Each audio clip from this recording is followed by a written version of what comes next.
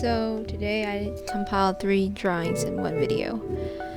First drawing is my dragon character. This is the one who has the dragon bead scales.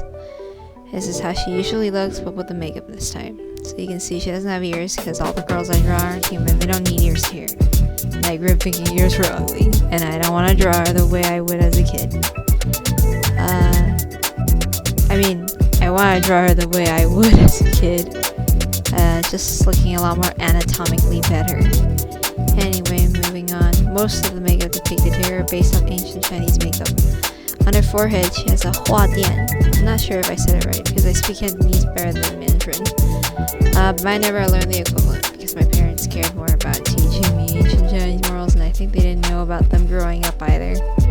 Probably their grandparents or something immigrated to Vietnam first, and my parents weren't born until 1950s or something. That's my cat. I'm sorry if you heard him.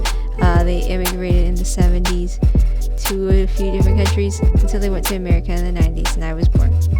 I'm just gonna start rambling now. So I'm gonna talk about how I started learning about Chinese makeup stuff.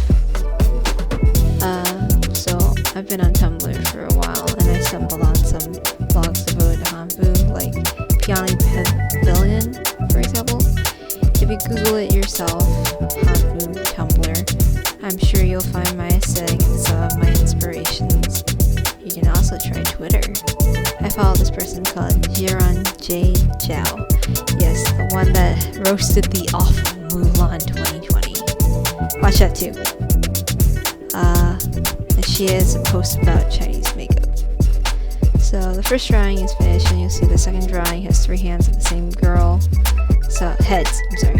I'm gonna go talk about that one because I ran down. So, yeah, too bad. Sorry, my cat is on me. So, the girl with the white hair is the goddess of snow. For the first part where you see her with green makeup, it's hard to see, but she has green dots in her mouth.